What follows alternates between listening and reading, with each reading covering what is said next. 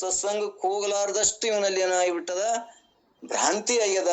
ಒಂದ್ ದಿವ್ಸ ನಾ ಬಿಟ್ರೆ ನಿಂತು ಬಿಡ್ತದ ಸಂಸಾರ, ಜಗತ್ತೇನೆ ಮುಳುಗಿ ಬಿಡ್ತದ ಅನ್ನುವಂಥದ್ದು ಏನಾಗ್ಯದ, ಅಷ್ಟು ವಜ್ಜೆ ಹೊತ್ಕೊಂಡು ಕೂತಾನ ಇವ.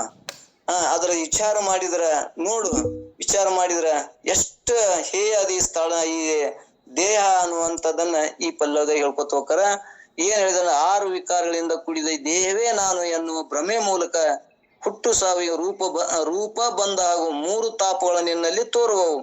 ಆದ್ರ ಅವು ನಿನ್ನಲ್ಲಿ ತೋರುವುದರಿಂದಲೇ ಮಿಥ್ಯೆಯಾಗಿವೆಂದು ತಿಳಿ. ಇವು ನಿನ್ಗ ತೋರುವುದರಿಂದ 6 ವಿಕಾರ ಅಸ್ಥಿಯತೆ ಐತಿ, ಜನ್ಮಿಸ್ತದ, ಅಸ್ಥಿಯತೆ ಜಾಯತೆ, ಪರಿಣೈತೆ, ಅಪರಿಣಿಮಿತೆ, ಅಪೇಕ್ಷತೆ, ಒಂದ್ ದಿವ್ಸ ಇಲ್ಲಾರಂಗ ವಿನಶ್ಯತೆ ಆಗ್ತದ ಅನ್ನುವಂಥದ್ದು 6 ವಿಕಾರ ಉಳ್ಳಂತ ಈ ದೇಹವೇ ನಾನಂತಿಯಲ್ಲ, ಇದು ಹೆಂಗ್ ದೇಹ ನೀನ್ ಆಗ್ತೀಯಪ್ಪ, ನೋಡು ವಿಚಾರ ಮಾಡಂತ ಹೇಳ್ತಾರ. ಮುಂದ ಈ ದೇಹ ಜೊತೆ ಇನ್ನೊಂದ್ ಏನ್ ಹೇಳಿದ್ರಂದ್ರ, 3 ತಾಪಗಳಿಗೆ ನೀ ಅನುಭವಿಸ್ತಿ. 3 ತಾಪಗಳು ಯಾವಪ್ಪ ಅಂದ್ರ, ಆಧ್ಯಾತ್ಮಿಕ ತಾಪ. ಆಧ್ಯಾತ್ಮಿಕ ಅಂದ್ರ ಆತ್ಮ ಜೊತೆ ಬಂದಂತ ತಾಪಗಳು. ಆತ್ಮನ ಜೊತೆ ಯಾವ ಬಂದವಪ್ಪ ಅಂದ್ರ, ಆತ್ಮ ಈ ದೇಹ ಜೋಡಿ ಪ್ರವೇಶ ಆದಾಗ ಮುಂದ ಆತ್ಮನ ಜೊತೆನೆ ಏನ್ ಬಂದವಪ್ಪ ಅಂದ್ರ, ಇವ್ ಬಡತನ, ಕಪ್ಪ, ಬೆಳಗ, ಸುಖ, ದುಃಖ, ಅಜ್ಞಾನ, ಬಡವ, ಇವೆಲ್ಲವ ಜೊತೆ ಯಾವಾಗ ಬಂದಾವ ಅಂದ್ರ ಆತ್ಮನ ಜೊತೆನೆ ಬಂದಾವು. ಅವು ಏನೋ ನಾವು ಮಾಡಕ್ ನಮ್ಮಿಂದ ಏನೂ ಸಾಧ್ಯ ಇಲ್ಲ. ಆತ್ಮನ ಜೊತೆನೆ ಹೇಗ್ ಬಂದವಪ್ಪ ಅಂದ್ರ, ಒಂದು ಕರ್ರಗ ಬೆಳಗಾಗ್ಲಿ, ಒಂದು ಅಂಗವಿಕಲ ಆಗ್ಲಿ, ಒಂದು ಸುಂದರ ಆಗ್ಲಿ, ಒಂದು ಕುರುಪಿ ಆಗ್ಲಿ, ಅವು ಹೆಂಗ್ ಬಂದಾವ, ಆತ್ಮನ ಚಲೋ ಜೊತೆ ಚಲೋ ಮಾಡಿದ್ದು ಅಂದ್ರ ಅವು ಪುಣ್ಯ ಆತ್ಮನ ಜೊತೆನೆ ಬಂದಾವು. ಮೊದಲೇನು ಪಾಪ ಪುಣ್ಯಗಳು ಏನ್ ಮಾಡ್ಯಾವು, ಈ ಅಂಗವಿಕಲ, ದಡ್ಡ, ಅಂಧ, ಇವು ಏನೇನ ಇವು ತಗೊಂಡ್ ಬಂದಾವು. ಎಲ್ಲಿ ಬಂದಾವಪ್ಪ ಅಂದ್ರ ಇವು ಆತ್ಮನ ಜೊತೆ ಬಂದು ತಾಪಗಳು ಯಾವಪ್ಪ ಅಂದ್ರ ಆಧ್ಯಾತ್ಮಿಕ ತಾಪ. ಆದಿ ಭೂತಗಳ ತಾಪ, ಆದಿ ಭೂತಗಳಿಂದ ಇವು ತಾಪ ಇವ ಅನುಭವಿಸ್ತಾನೆ. ಇವು ತಾಪಗಳು ಇಲ್ಲಿ ಬಂದಿಂದ ಅನುಭವಿಸ್ತಾನ. ಭೂತಗಳಿಂದ ಆಗುವ ತಾಪಗಳು ಅಂದ್ರ ಅತಿ ಮಳಿ, ಸಿಡಿಲ ಮತ್ತು ಬಿಸಿಲ, ಅತಿ ತಂಪ, ಇವು ಏನದಲ್ಲ ಭೂತಗಳಿಂದ ನಮ್ಗೆ ಏನಾಗ್ತಾವ, ತಾಪಗಳನ್ನ ನಾವು ಅನುಭವಿಸ್ತೀವಿ. ಇವು ಒಂದು ತಾಪಗಳು ಅದಾವು, ಆತ್ಮನ ಜೊತೆ ಬಂದ ತಾಪಗಳ, ಮತ್ತು ಇವು ಪಂಚಭೂತಗಳಿಂದ ಆಗುವ ತಾಪಗಳು, ಮತ್ತು ಅಧಿದೈವತೆಗಳಿಂದ ಆದಿದೈವಿಗಳ ತಾಪ. ಅಂದ್ರೆ ನನ್ನ ಬಿಟ್ಟು ಅನ್ಯರಿಂದ, ಹೆಂಡ್ರು, ಮಕ್ಕಳು, ದೇವತೆಗಳಿಂದಾಗಲಿ, ನಾಯಿ, ನರಿ, ಚೌಳ, ಹಾವ, ಇವು ಹುಲಿ, ಕಡಿ ಕುರ್ಲಿಂದ ಏನಾಗ್ತದಲ್ಲ, ನನ್ನ ಬಿಟ್ಟು ಅನ್ಯರಿಂದ ಆಗುವ ತಾಪಗಳು. ಇವು 3 ತಾಪಗಳು ನೀನೇನಪ್ಪಾ ಅಂದ್ರ ಅನುಭವಿಸ್ತಿ, ಒಳಗೊಂಡಿ. ಅಂತ ತಾಪಗಳನ್ನ ನೀನು ಸಹಿಸುವತಿಯಲ್ಲ, ಏನಾಗ್ತದ, ನೀನು ವಿಚಾರ ಮಾಡಿ ನೋಡು. ಇವು ತಾಪಗಳಾಗಲಿ, ಈ ವಿಕಾರಗಳಾಗಲಿ, ನೀನಂದ್ರ ಆತ್ಮನಿಗೆ ಏನ್ರ ಅದಾವನು. ಹಿಂಗ ನೀನು ಆತ್ಮಜ್ಞಾನ, ನಾನು ಯಾರು ಅಂತ ವಿಚಾರ ಮಾಡಕ್ ಹೋದೆ ಅಂದ್ರ, ಆತ್ಮನ ಪರಿ ಅಂದ್ರ ನಾನು ಆತ್ಮನೇ ಇದೀನಿ ಅಂದ್ರ ಇವೆಲ್ಲವೂ ಕೂಡ ದೇಹಕ್ಕಾಗ್ತಾವಲ್ಲ. ಇವೆಲ್ಲಾ ತಾಪಗಳು ಎದಕ್ಕಾಗವು, ದೇಹಕ್ಕಾಗ್ತಾವು. ಇದು ಸೂಕ್ಷ್ಮ ಶರೀರ ತಗೊಂಡು ಬಂದದ. ಈ ಬಡತನ ಆಗ್ಲಿ, ಪಾಪ ಆಗ್ಲಿ, ನಾವ್ ಏನು ಮಾಡಕ್ ಬರಂಗಿಲ್ಲ. ಅದು ಪ್ರಾರಬ್ಧ ತಗೊಂಡು ಬಂದಿರ್ತದ. ಪ್ರಾರಬ್ಧವನ್ನ ಹೆಂಗ ಆಗ್ಬೇಕು, ಏನ್ ಆಗ್ಬೇಕು, ಏನ್ ಕಷ್ಟ ಸುಖ ಅನುಭವಿಸ್ಬೇಕು ಅಂತೇಳಿ ಮೊದಲೇ ಲಿಖಿತ ಏನಂತಾರಲ್ಲ ಹೇಳ್ತಾರ. ಶೆಟಿಗೆ ಹೋಗ ಮುಂದೆನೆ ಎಲ್ಲಾ ಬರ್ದ್ ಕಳ್ಸ್ಯಾರ ಅಂತ ಲೌಕಿಕರು ಅಂತಿರ್ತಾರ. ಹಂಗ ನಾವ್ ಶೆಟಿಗೆ ಬರ್ದಂಗ ನಾವ್ ಏನ್ ಪ್ರಾರಬ್ಧ ತಗೊಂಡ್ ಬಂದೇವ್ ಅದನ್ನೇನು ಬದಲಾವಣೆ ಮಾಡಕ್ ಬರಂಗಿಲ್ಲ. ಅದನ್ನು ಒಂದು ತಾಪ ಅನುಭವಿಸ್ಬೇಕು. ಮತ್ತು ಆದಿ ಭೂತಗಳಿಂದ ಆಗುವಂತ ತಾಪಗಳು, ಮತ್ತು ಆದಿ ದೈವಿಕ ಅಂದ್ರೆ ನನ್ನ ಬಿಟ್ಟು ಅನ್ಯರಿಂದ ಆಗುವಂತ ತಾಪಗಳು. ಇವು 3 ತಾಪಗಳನ್ನ, 6 ವಿಕಾರಗಳನ್ನು ಉಳ್ಳಂತ ಈ ದೇಹ ವಿಚಾರ ಮಾಡಿ ನೋಡು. ನೀನು ವಿಚಾರಿಸು, ನಾನು ಆರಂದು ವಿಚಾರ ಮಾಡು. ವಿಚಾರ ಮಾಡಿದಾಗ ಏನಾಗ್ತದೆ, ಇವು ಯಾವರ ನಾವು ಆಗ್ತೇವನು ಅಂದ್ರೆ ಇವು ಯಾವೂ ಇಲ್ಲ. ಇವೆಲ್ಲವೂ ಕೂಡ ಎಲ್ಲಿ ಆಗ್ತಾವಂದ್ರ ಈ ಭ್ರಾಂತಿ ಒಳಗ, ಅಜ್ಞಾನದೊಳಗ ತೋರ್ತಾವು. ನಿನ್ನೊಳಗ ಆತ್ಮನೊಳಗೆ ಏನದಾವನು ಅಂದ್ರ ಅವು ಇಲ್ಲವೇ ಇಲ್ಲ ಅನ್ನುವಂಥದ್ದು ಗಟ್ಟಿ ಮಾಡಕ ಈ ಪಲ್ಲವಿದೊಳಗೆ ಏನಾಗ್ತಾರ, ಭ್ರಾಂತಿ ನಿನ್ನೊಳಗೆ ಇಲ್ಲ ಅನ್ನುವಂಥದ್ದನ್ನ ಇದು ನುಡಿ ಇಳ್ಕೋತ ಹೊಂಟಾರ. ಮತ್ತ ಇಲ್ಲಿ ಏನಾಯ್ತು, ಕಂಡುದ್ದೆಲ್ಲವನ್ನು ನಾನೇ ಕಂಡೆ, ನಾನೇ ನೋಡ್ದೆ, ನಾನೇ ಮಾಡ್ದೆ, ನಾನೇ ಭೋಗಿಸ್ತೀನಿ ಅನ್ನುವಂಥದ್ದು ಏನ್ ನಿನಗ್ ಭ್ರಾಂತಿ ಆಗ್ಯದಲ್ಲ, ಅವು ಯಾವ ನಿನ್ನೊಳಗಿಲ್ಲ ಅನ್ನುವಂಥದ್ದನ್ನ ಹೇಳ್ಕೊತ ಬಂದಾರ. ಇಲ್ಲಿ ಏನ್ ಹೇಳಿದಾರ ಅಂದ್ರ, ಆವ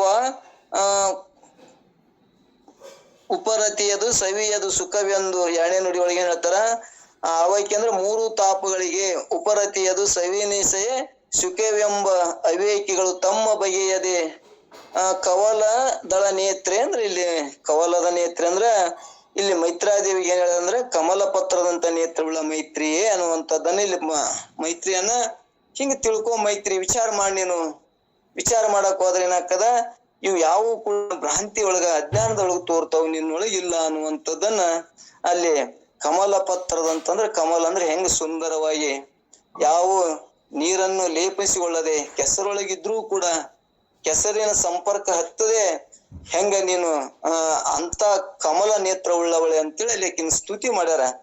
ಹಂಗಿಲ್ಲಿ ಅಂತ ಮೈತ್ರಿ ಕೇಳು ಆಲಿಸು, ಚೆನ್ನಾಗಿ ಸುಖವು ತನ್ನ ಸ್ವರೂಪ ಎಂಬುದನ್ನು ಗುರುಮುಖದಿಂದ ತಿಳಿಯಲಾರದೆ ದುಃಖವನ್ನು ಕುರಿತು ಸತ್ಸುಖ ಎಂಬರು.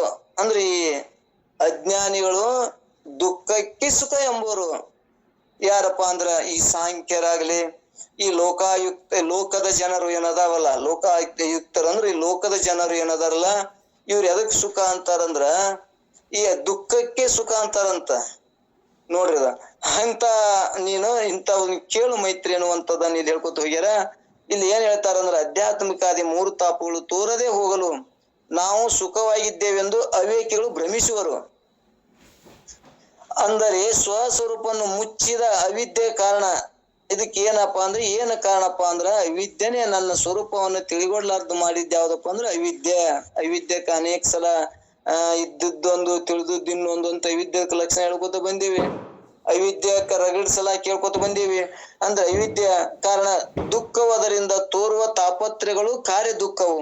ಈ ಕಾರ್ಯವಾದ ತಾಪತ್ರೆ ದುಃಖವು ನಿವೃತ್ತಿ ಮೋಕ್ಷ ಎಂಬರು ಸಾಂಖ್ಯರು ಹೇಳುತ್ತಾರೆ. ಈ ಕಾರಣವಾದ ಅವಿದ್ಯ ದುಃಖವು ಹೇಗೆ ಉಳಿಯುವುದು? ಅದು ಪುನಃ ಕಾರ್ಯ ದುಃಖವನ್ನು ಹುಟ್ಟಿಸುತ್ತದೆ. ಇದನ್ನು ತಿಳಿಯರು.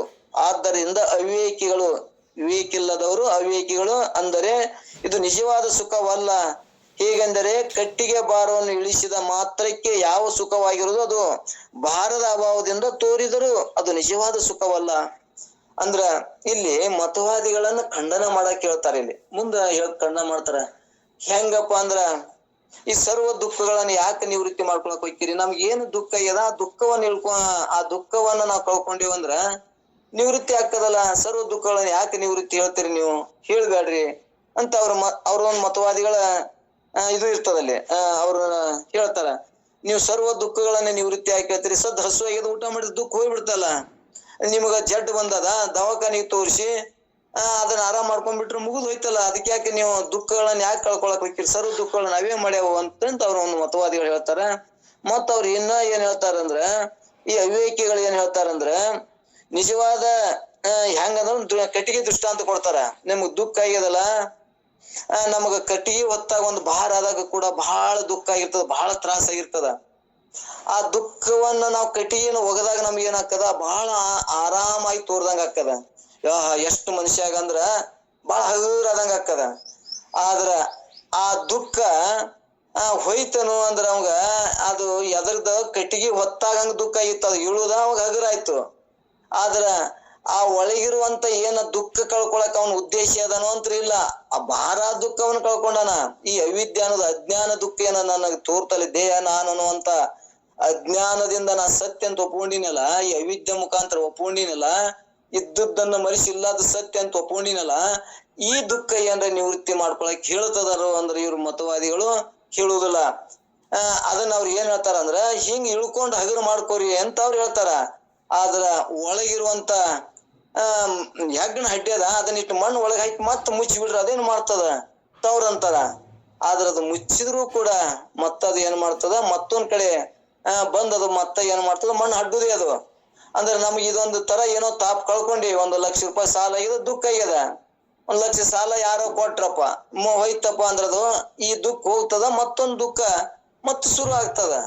ಮತ್ ನಾಳೆ ಹೆಂಗ್ ಮಾಡ್ಬೇಕು, ಮತ್ತೆ ಏನ್ ಮಾಡ್ಬೇಕು, ಮತ್ತೆ ಇದನ್ನ ರೊಕ್ಕ ಹೆಂಗ ರಕ್ಷಣೆ ಮಾಡ್ಬೇಕು ಅಂತ ಮತ್ತೆ ಒಂದು ದುಃಖ ಆಗ್ತದ.